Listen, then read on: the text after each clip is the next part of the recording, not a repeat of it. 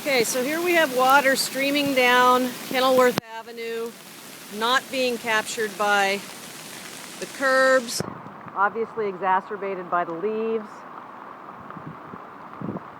Running down the side of the Mays house, coming off the street, running down the side of the Mays house. You see lots of standing water and then this stream that is clearly not just groundwater from here. And you can see that the drain here is not capturing it.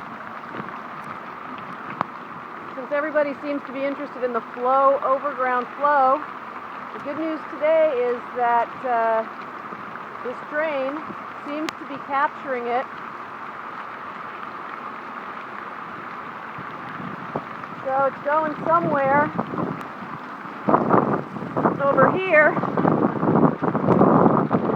But as you can see, no one seems really sure where it's going, because somewhere under here the water is coming back up to the surface.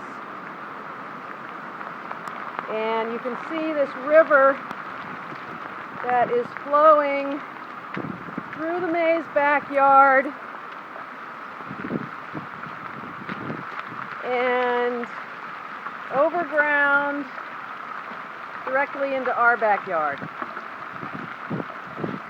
That would be the Calajon Whiteside backyard. In addition, there is flow here from our little drainage system that is not sufficiently being captured by our drainage system.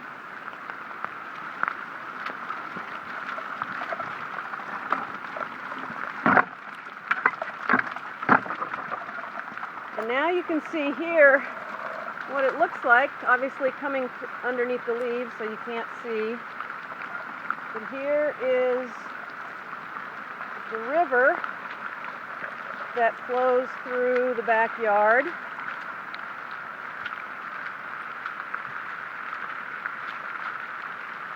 Very good sense of it. And for those of you who seem to wonder or think that this culvert back here is sufficient to capture the water, you can see that there's other water draining here. That's some from our downspouts, but also some of it is from water that comes across our driveway from the road.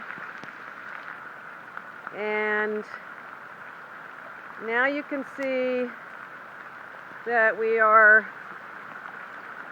water is pooled at the gate, at the fence. So that's about 2 feet of standing water back here that is barely draining. And just to give you a sense of how the pipe's doing in this water event, there's a really good sense of it. You can see the overland water coming in there. You can see overland water coming in there. And you can see that the pipe is probably 3/4 full. I can't really get back there to show you, but here's a slightly closer up view of what's going on at the fence line. Welcome to our world.